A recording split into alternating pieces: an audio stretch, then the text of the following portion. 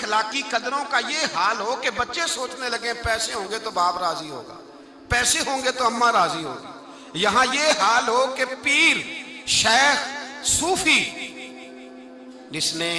غریب مرید کا خیال رکھنا تھا کہ اس بیچارے نے کپڑے پہنے کہ نہیں، روٹی کھائی کہ نہیں، جس نے خیال رکھنا تھا، اگر اس کا ہی مطمع نظر یہ ہو کہ مجھے آئے گا کہاں سے، ماڑا آیا تو اس کو کہا لنگر کھادا ہی صحت کیجدی رہندی اور پھر سنا، اور تگڑا آ گیا تو پیر صاحب گاڑی کا دروازہ بھی خود کھول رہے ہیں، پیر صاحب بوٹیاں ڈال ڈال کے دے رہے ہیں، کہتے ہیں رات خواب آئی تھی کہ سویرے تو ملنے آئے گا، تو آیا نہیں، میں نے تجھے منگایا ہے۔ اگر اخلاقی قدروں کا حال یہ ہو جائے کہ وہ لوگ جن لوگوں نے اخلاق حسنہ کا درس دینا تھا، جنہوں نے پیار سکھانا تھا، محبت، وہاں یہ حال ہو کہ مطمع نظر پیسہ ہو جائے، وہاں اگر یہ انداز ہو، اور یہ ایک پہلو دوسرا بھی ہے، میں ایک اور بات بھی کہا کرتا ہوں، میں کہتا ہوں ابا غریب ہو تو بچے فرما بردار نہیں ہوتے،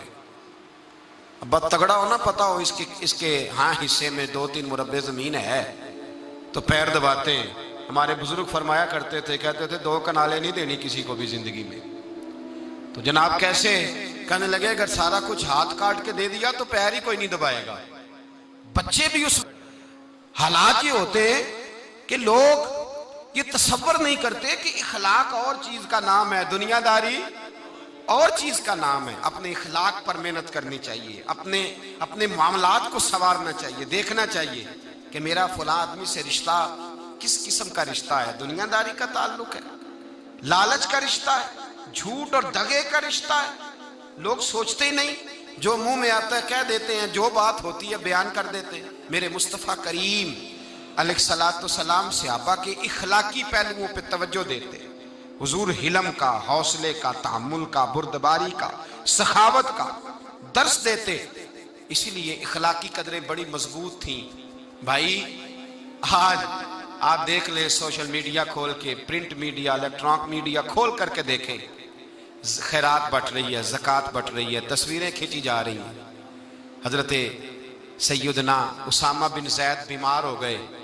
امام حسین کو کسی نے بتلایا کہ میرے رسول پاک کا غلام بیمار ہو گیا ہے۔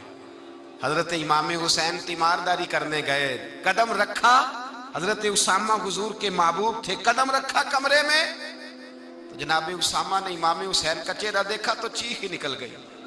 تڑپ کے روئے، کہنے لگے میری موج نہیں لگ گئی، حضور کے جلوے مجھے نظر آ گئے۔ امام حسین اندر داخل ہوئے تو جناب اسامہ بن زید نے بازو پکڑا اور سینے پہ رکھ لیا۔ حضرت اسامہ بن زید تڑپ کے روئے، امام علی مقام کہنے لگے بھائی روتے کیوں ہو، بات بتاؤ۔ کہنے لگے دنیا چھوڑ رہا ہوں پر 80 دینار کا قرضہ ہے، نہ کوئی بھائی، نہ کوئی سجن، نہ کوئی دوست، اسی کسے دے کچھ بھی نہیں لگ دے تے نہ کوئی ساڈا دردی، شے ہی کوئی نہیں۔ سوچتا ہوں قبر پہ بوجھ لے کے جاؤں گا اور پھر کیا لفظ ہے، کیا حسن ہے۔ کہنے لگے حسین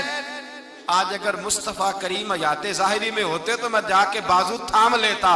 میں قدموں میں بیٹھ جاتا، میرا رسول تو غیروں کے بھی بوجھ اٹھا لیا کرتا ہے۔ اخلاقی قدریں دیکھیے، امام حسین فٹافٹ اٹھے، بیٹا بھی ساتھ تھا، غلام بھی ساتھ تھے، سب کچھ ہو سکتا تھا۔ امام حسین اٹھے، گھر گئے، اپنی چادر میں 80 دینار ڈالے، چھپائے اور لے کے آئے، لا کے حضرت اسامہ بن زید کو دی، اور پتہ کیا فرماتے ہیں رات آئے تھے 80 دینار، میں کہہ رہا تھا مجھے تو ضرورت نہیں، پتہ نہیں رب کریم نے کس کا نصیب میرے گھر بھیج دیا ہے، مجھے تو حاجت نہیں تھی، یہ تو تیرے پیسے تھے جو میرے گھر تھے، تو میرے رب نے ڈیوٹی لگائی کہ جا اسے دے کے آ۔ جس قوم کے اندر اخلاقی قدریں بیدار ہوتی، جس قوم کے اندر اخلاقی قدریں بیدار ہوتی، اس قوم کا انداز بدل جاتا ہے، اس کے رویے تبدیل ہو جاتے ہیں۔ میرے رسول پاک صلی اللہ علیہ وسلم نے فرمایا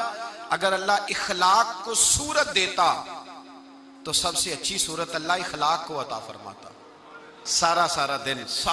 دن کنگا کیا، سارا دن شیشے پہ کھڑے رہے، سارا دن آئینہ دیکھا،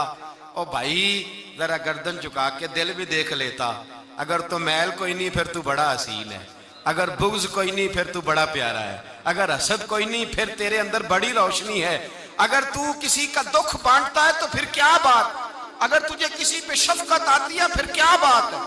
اگر کسی کے رونے سے تیری آنکھیں بھی رو پڑتی ہیں پھر تو بڑا ہی اعلیٰ آدمی ہے۔ پھر کیا بات. اور اگر تیرے اندر یہ والی حس کمزور ہو گئی ہے, اگر یہ والا رنگ تیرے اندر کوئی نہیں,